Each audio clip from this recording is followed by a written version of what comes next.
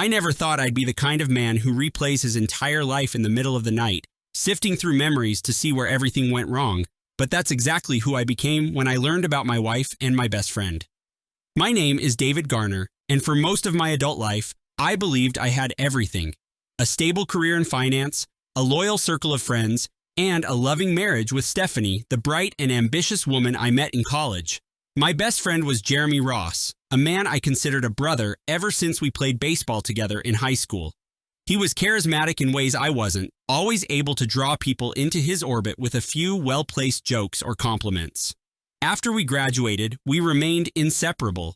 I was even his best man when he married Audrey, a shrewd businesswoman who had inherited the family company, Crestfall Industries.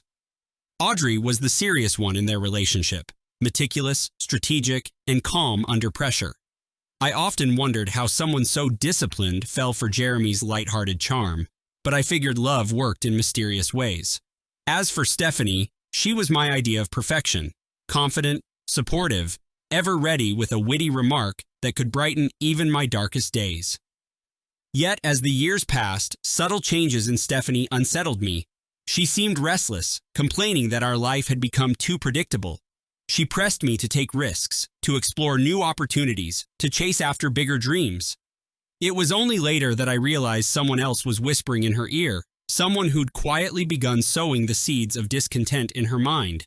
That someone turned out to be Jeremy, the man I trusted above all others. My suspicions sharpened one evening when I returned early from a trip and found Stephanie pacing our living room, phone in hand, her expression panicked.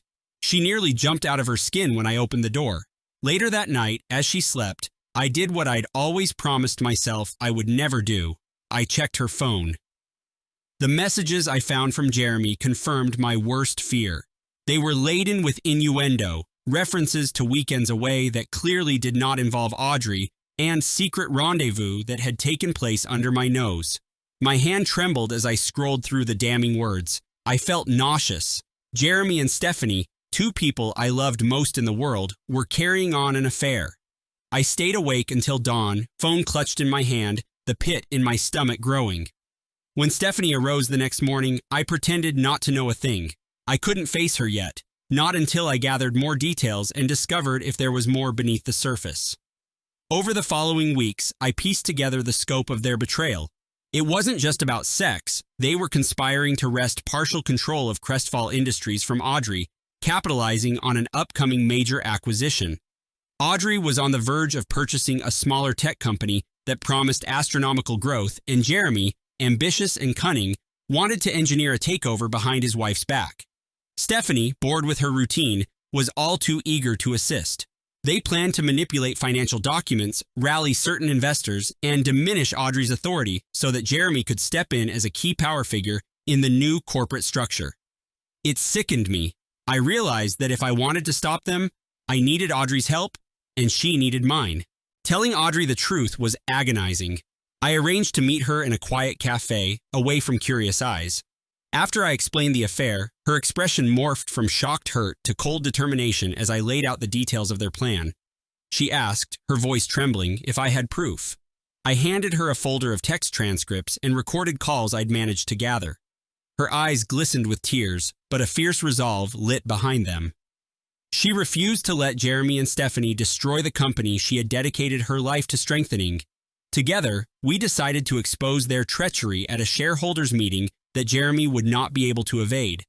In the meantime, I played the unwitting husband, feigning ignorance whenever Stephanie came home with contrived excuses and forced kisses. Although my rage simmered beneath the surface, I knew we had to keep them off guard long enough to compile airtight evidence. When the day of reckoning finally came, the packed conference hall hummed with anticipation. Audrey began her presentation by reviewing the promising acquisition, projecting confidence as she addressed the board members and investors. Then she abruptly pivoted, announcing that serious misconduct had been uncovered. She flashed images of fraudulent documents, quotes from recorded calls, and even text messages detailing the steps of the conspiracy. The audience gasped. Jeremy and Stephanie went pale as security guards approached. Audrey demanded immediate accountability, and I had never felt such grim satisfaction as I watched them escorted out, their jaws slack with horror. But the momentary triumph was also the end of my marriage and Jeremy's. In the aftermath, Jeremy tried to cast himself as the victim, claiming that I'd entrapped him. Stephanie alternated between screaming accusations at me and weeping about how she'd just been caught up in something bigger. Hearing her attempts to excuse her betrayal only stoked my fury. I told her I would never forgive her, and I meant it. We separated at once, and I filed for divorce under the harshest terms I could manage. Meanwhile, Audrey took her own legal action against Jeremy, freezing his assets and ensuring he'd be accountable for both financial treachery and marital misconduct. I thought that might be the last I'd hear from either of them, but life is rarely so simple. Audrey and I stayed in contact, at first strictly about the legal ramifications and the corporate fallout. Yet, as the days wore on, we discovered an unexpected solace in each other. We'd both been humiliated, robbed of our sense of security. Our text messages started including personal check-ins. How are you holding up? And soon we were meeting for coffee, leaning on one another for the kind of understanding only a fellow victim could provide. In time, that bond evolved into something deeper. I'd look at Audrey across a restaurant table and notice the warm glow in her eyes, the quiet strength that had pulled her through crisis after crisis. She, too, admitted that my steadiness and empathy were giving her hope that not all trust had to be shattered forever. I'll never forget the night our platonic comfort shifted into undeniable attraction. We were in her office after hours, reviewing final legal steps. We opened a bottle of wine, our conversation drifting from corporate strategy to personal stories about our childhoods, our old dreams before marriage changed us. When she turned off the lights and suggested we should call it a night, I found myself drawing closer, the warmth of her breath just inches away. We kissed, gently, uncertainly, and I felt a jolt of fear. Fear that we were moving too fast, fear that this mirrored what Jeremy and Stephanie had done. But it wasn't the same. Our marriages were effectively over, destroyed by betrayals we hadn't initiated. We were two single people who had earned the right to find solace in each other's arms. Over the next weeks, we kept our evolving relationship private, unwilling to fuel any rumors or fresh drama. Shortly thereafter, Stephanie tried reaching out to me, leaving tearful voicemails about missing me, about how she'd been so wrong. Each time, I deleted them without listening through. My resolve was absolute. She had trampled my trust, used me as a springboard for her own ambition, and she deserved no second chance. Jeremy, too, made an appearance at my apartment door one evening, looking haggard and desperate. He tried pushing past me, ranting that Audrey and I had conspired to ruin him. His delusions were breathtaking. Audrey, hearing the commotion, appeared behind me, and that set him off further. My rage flared. I dragged him back into the hallway, warning him never to return. That ugly scene only reinforced my contempt for the man who'd once been my best friend. Then came a final twist. Jeremy attempted to break into Audrey's office late one night, presumably hoping to pilfer documents that could help him in his mounting lawsuits. Security footage caught it all, and police arrived to arrest him. He resisted, ended up hurt, and raged about injustice. I watched the tape with an odd detachment, neither pity nor regret darkening my thoughts. If that was how low he had sunk, so be it. Stephanie, from what I heard, struggled to hold a steady job, her reputation tarnished by the scandal. She tried contacting me once more to plea for a gentler divorce settlement, but I refused. I had no mercy left for her. Meanwhile, Audrey and I grew closer. We shared secrets we'd never told anyone, found comfort in each other's presence, and relished the freedom of an honest bond. At times, I worried we were only drawn together by shared trauma, but the more I learned about her, her integrity, her compassion for the people in her company, the more I admired her. We started planning weekend getaways, strolling through museums, cooking experimental meals at home. Gradually, my nightmares of Stephanie and Jeremy subsided, replaced by visions of a brighter future. One quiet evening, Audrey told me she was pregnant. We were both stunned, a mixture of trepidation and excitement washing over us. But beneath the initial shock lay a sense that this was a second chance for us both, a chance to forge a family built on trust and respect rather than illusion. We decided to keep the news private, not wanting to spark more drama. When our divorces were finally finalized, Audrey and I shared a simple dinner at my apartment to mark the occasion. We ordered takeout, turned off our phones, and let relief envelop us. There was no guilt in our closeness. We'd paid our dues, suffered our betrayals, and now found ourselves standing at the threshold of something that felt clean and real. By the time the baby bump was visible, we had decided to marry in a small ceremony with just a few close friends who'd stood by us. No big speeches or elaborate displays, just two wounded souls vowing never to repeat the mistakes our exes had inflicted upon us. I realized, standing under a simple floral arch, that I'd never felt so certain of anything in my life. Still, the world outside our newfound happiness wasn't entirely still. Jeremy, out on bail, tried to stir up rumors that Audrey had stolen the company from him. His accusations fell on deaf ears. Stephanie posted bitter rants online, insinuating I'd plotted with Audrey all along. None of it stuck. We had the truth on our side and a determination to move forward unencumbered. Crestfall Industries kept thriving under Audrey's leadership, and I took a more active role in the company, eventually helping her oversee expansions that mirrored the very one Jeremy and Stephanie had tried to hijack. Watching Audrey flourish was inspiring, a testament that betrayal could be overcome with the right mix of resilience and righteous fury. When our son, Samuel, was born, my heart felt like it might burst. I stood by Audrey's bedside in the hospital, cradling him in my arms, overcome by the awe of new life. A year earlier, I had lain awake at night, consumed by thoughts of vengeance and heartbreak. Now, I found myself consumed by love instead. Of course, I'd never forget the treachery or betrayals that had led me here, and I felt no urge to forgive. To me, some sins cross a line from which there's no return. Stephanie and Jeremy had attempted not just to deceive me, but to undermine Audrey's legacy, to manipulate and profit off her ambition while discarding her as if she were inconsequential. They deserved every consequence that came their way. Nevertheless, I discovered that a new perspective had taken root. My desire to ensure they faced justice no longer carried the same bitterness. I wanted them held accountable, but I also wanted to live fully, unburdened by the sense that my entire identity revolved around hating them. My greatest revenge, I realized, was my freedom and happiness with the one woman who truly understood the meaning of loyalty. When rumors surfaced that Stephanie was job hopping and barely making rent, or that Jeremy might face additional charges, I responded with indifference. Their choices had led them here, and I was done offering them a foothold in my life.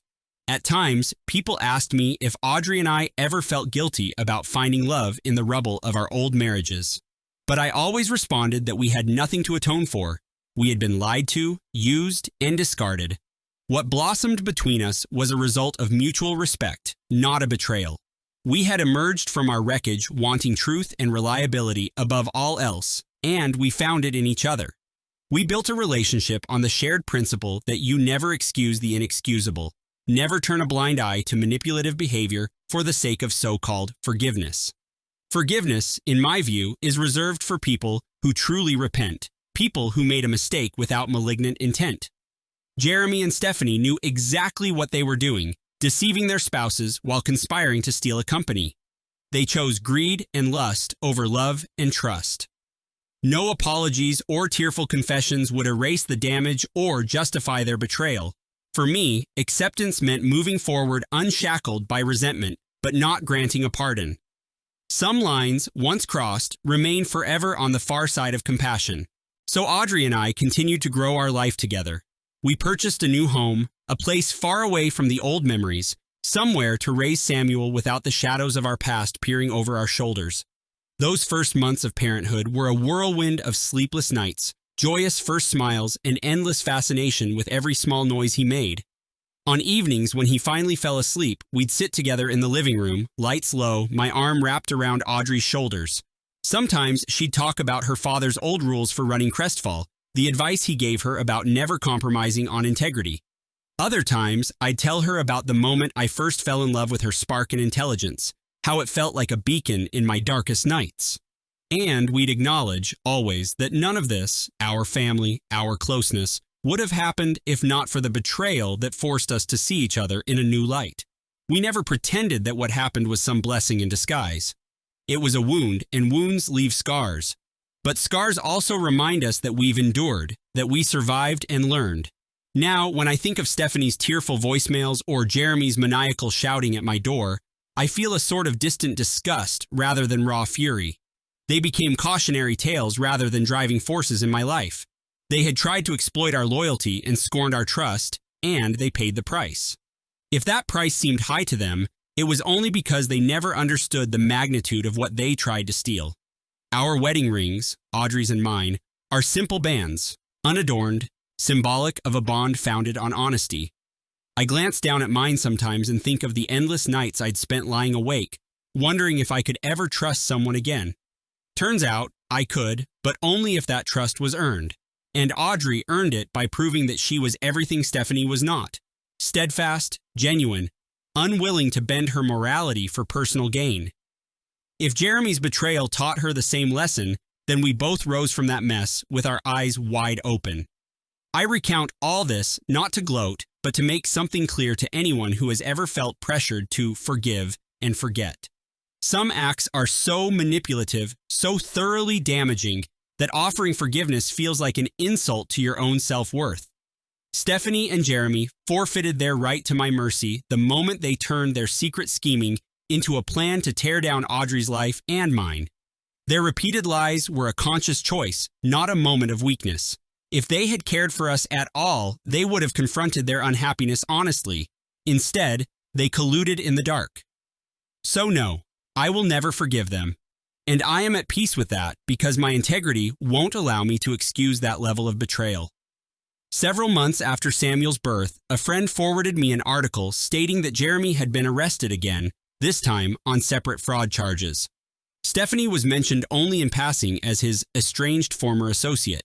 I felt no satisfaction, just a sober acknowledgement that people like them rarely change. I closed the article and went to my son's room, where Audrey was singing him to sleep. In that moment, I realized how far we'd come, from shattered illusions to building a home brimming with genuine love. We had each other, our child, and a future unspoiled by subterfuge. That was enough. Where betrayal sought to tear us apart, we found unity. Where deceit sought to drain our hope, we found the courage to love again. And in that, we found our truest revenge.